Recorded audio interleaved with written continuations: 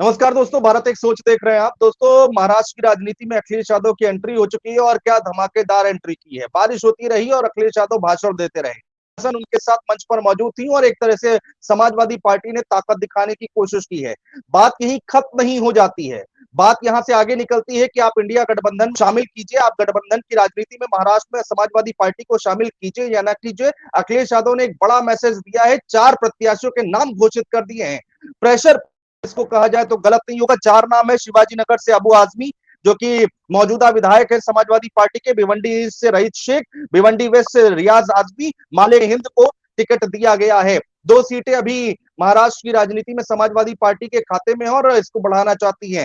अंदर की खबर ये निकल कर आई है कि 18 सीटों को यहाँ फाइनल किया गया है, चिन्हित किया गया है समाजवादी पार्टी की तरफ से, और 2 सीटें ऐसी हैं जिन पर मौजूदा विधायक हैं समाजवादी पार्टी के पास। प्रशांत शुक्ला हमारे साथ जुड़ चुके हैं। प्रशांत भाई, महाराष्ट्र की राजनीति में एंट्री और कल की तस्वीर और ये 4 प्रत्याशी, कैसे देखा जाए इसे? बहुत शानदार है। और जिस तरीके से अखिलेश यादव गए और जो उनका बॉडी पोस्चर था, जिस तरीके से वो बॉडी लैंग्वेज उनकी नजर आ रही थी, मुझे तो वो भाषण देते समय अखिलेश यादव की वो तस्वीर देख के राहुल गांधी का वो भाषण याद आया, वो तस्वीर याद आई जो उन्होंने भारत जोड़ो यात्रा के दौरान बारिश में भाषण दिया था। तो एकदम मुझे लगा कि अब ये जो है मुकाबला जो है, जो समाजवादी पार्टी की जो आप ये कह सकते हैं कि जो उनकी जो आगे की रणनीति है नेशनल पार्टी का दर्जा प्राप्त करने की, मुझे लगा उस स्पीच से, उस भाषण से कि अखिलेश यादव अपने आप को एक नेशनल फिगर के तौर पर स्थापित कर चुके हैं और अब पार्टी की बारी है। जब वो कल मालेगांव में स्पीच दे रहे थे, आप देखिए कि वो क्या क्या चीजें कह रहे थे। सबसे पहले मैं उसी पर बात कर लूं, फिर मैं कैंडिडेट पे भी आऊंगा और गठबंधन से लेकर के भारतीय जनता पार्टी तक और महाराष्ट्र से लेकर के उत्तर प्रदेश तक क्या मैसेज दिया, इसके बारे में भी बात की जाएगी। देखिए, अखिलेश यादव ने बहुत चुन चुन के 2-4 बातें उन्होंने कहा। अखिलेश यादव ने कहा कि वहां से ही, मुंबई से ही अखिलेश यादव ने सीधे तौर पर भारतीय जनता पार्टी के इनकाउंटर्स की पॉलिटिक्स, ये जो हिंसा हो रही है उनकी पॉलिटिक्स, लिंचिंग पर उन्होंने बहुत जबरदस्त प्रहार किया है। उन्होंने बोला कि अगर हमारी सरकार आ गई या हम सरकार में रहे और हम केंद्र में अभी हैं, हिम्मत नहीं है कि आज की तारीख में कोई किसी के साथ इस तरीके की घटना कर दे, लिंचिंग कर दे, हम आपके साथ खड़े हैं। इस तरीके इतने आप, और बारिश हो रही थी उस बीच। आप समझिए कि जब सारी व्यवस्थाएं हों एक कार्यक्रम के लिए, रैली के लिए, और अचानक से इस तरीके का व्यवधान आ जाए और ऐसे व्यवधान के बीच इतनी सधी हुई स्पीच, इतना सधा हुआ भाषण देना, यह बताता है कि अखिलेश यादव ने अपने आप को एक नेशनल फिगर के तौर पर स्थापित कर लिया, पहली बात। दूसरी बात, जिस ज्योग्राफी में, जिस पॉलिटिकल इकोसिस्टम में अखिलेश यादव खड़े होकर के भाषण दे रहे थे, वहां से इस देश के अल्पसंख्यकों के लिए एक बड़ा मैसेज वो दे रहे थे। और जिन सीटों पर आप देखेंगे अखिलेश यादव और समाजवादी पार्टी महाराष्ट्र में चुनाव लड़ने जा रही है, 1 दर्जन सीटों पर जिसकी तैयारी है, उन सीटों पर आप अगर कॉम्पोजिशन देखेंगे, वहां का उस सीट का समीकरण देखेंगे, तो वहां का समीकरण मुस्लिमों के साथ जबरदस्त बनता है। 2 सीटें ऐसी हैं जहां पर कांग्रेस के एमएलए थे और वहां पर अखिलेश यादव ने दावा ठोका है, और ये दावा ठोक करके उन्होंने कांग्रेस को मैसेज दे दिया कि आप हमसे बात करें चाहे नहीं करें, हमने अपने कैंडिडेट घोषित कर दिए हैं, अब गेंद आपके पाले में है, आप जो बताएंगे उस तरीके से काम होगा, लेकिन मैंने अपना काम कर दिया है। इसमें जोड़ देता हूँ प्रशांत भाई, इसमें जोड़ देता हूँ, यूपी की राजनीति से जोड़ दे। 2 सीटों का ऐलान कर दिया कि आप ले जाइए और वहां पर 4 प्रत्याशियों को उन्होंने घोषित कर दिया। तो एक हाथ ले दूसरे हाथ दे, यहाँ पर एक मैसेज देने की कोशिश अखिलेश यादव की तरफ से। बिल्कुल, एकदम एकदम सही बात है। देखो, आप ऐसे देखो कि कांग्रेस पार्टी ने एक तरीके से अखिलेश यादव को फंसाने की कोशिश की। पहले कैसे फंसाया मैं आपको बताता हूं। अखिलेश यादव जम्मू जाते हैं, बात करते वहां पर नेशनल कॉन्फ्रेंस के शपथ ग्रहण समारोह में, उमर अब्दुल्ला के वहां पर प्रियंका गांधी शर्त रख देती है कि हमको फूलपुर सीट चाहिए। उससे पहले आप याद कीजिए, कांग्रेस पार्टी ने अखिलेश यादव से प्रॉमिस किया था कि आप हरियाणा मत लड़िए, हम आपको महाराष्ट्र में मैनेज कर लेंगे। वहां अखिलेश यादव ने बड़ा दिल दिखाया और शांत बैठ गए। अब जैसे ही अखिलेश ने, अबू आजमी ने वहां से कहा हम 12 सीटों पर उम्मीदवार उतारेंगे, वैसे ही कांग्रेस के अंदर खलबली मच गई, अरे ऐसे कैसे हो सकता है। तब इन्होंने जाकर के ये फूलपुर वाला राग अलाप दिया। अखिलेश यादव ने उस पर डबल दांव चला। अखिलेश यादव जी तुरंत 2 दिन के दौरे पर महाराष्ट्र पहुंच गए। कल वो जी मालेगांव थे, आज जो जानकारी मेरे पास आ रही है वो धुले जा रहे हैं। धुले जा और रहे हैं, धुले जा रहे हैं। हाँ, ये जो पूरा इलाका है, इस पूरे इलाके में समाजवादी पार्टी का जो आइडियोलॉजी बेस का जो वोटर है, वो बहुत जबरदस्त तरीके से कनेक्ट करता है सपा से खुद को। भिवंडी ईस्ट में समाजवादी पार्टी का विधायक रईस शेख पहले से थे। भिवंडी वेस्ट भी कह रहे हैं हमको चाहिए अखिलेश यादव, क्योंकि दोनों की जो पॉलिटिकल इक्वेशन है लगभग समान है।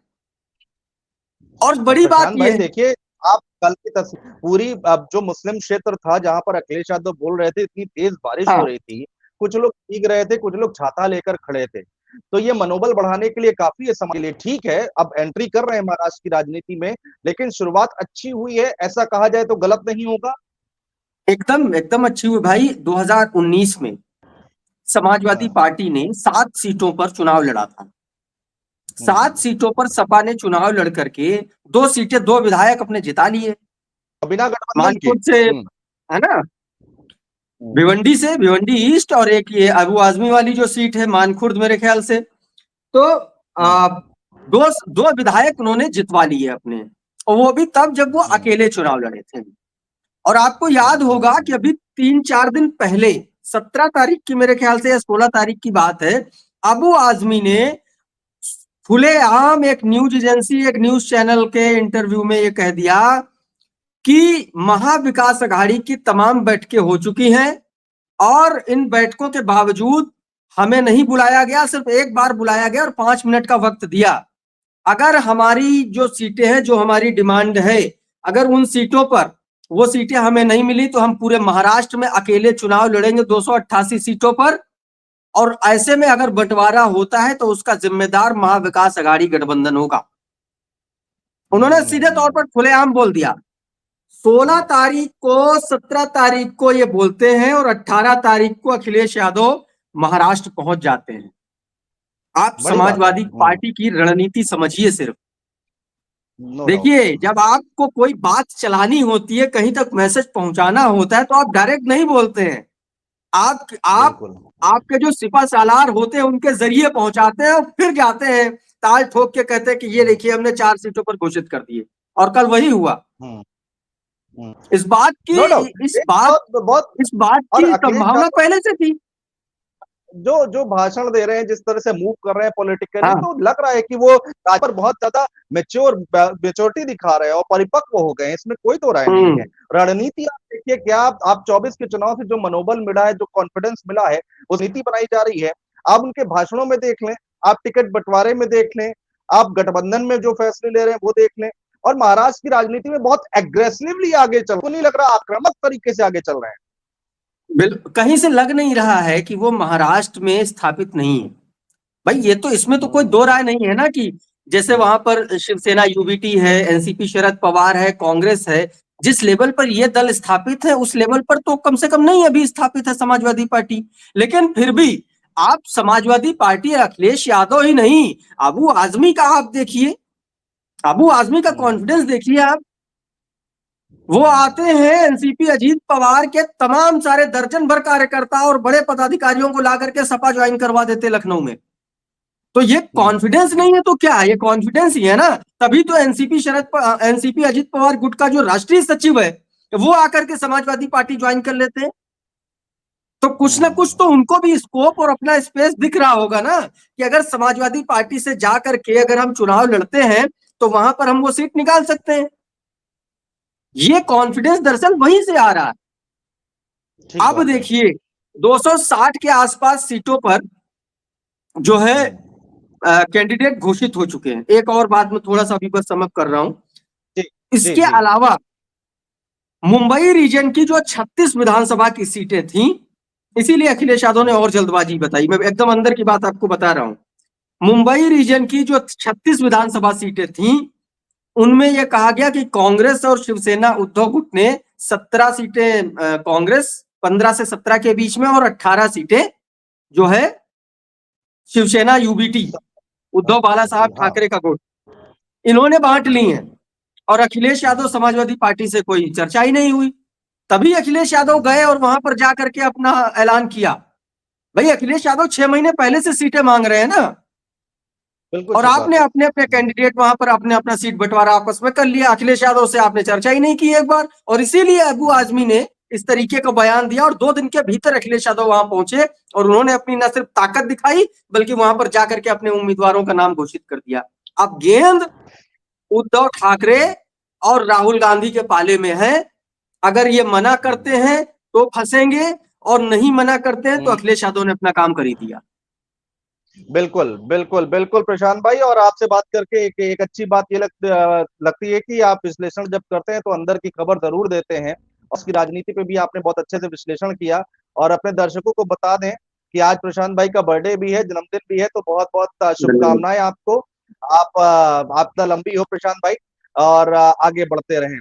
बहुत शुक्रिया महाराष्ट्र की राजनीति पे चर्चा करने के लिए, बातचीत करने के लिए बहुत शुक्रिया।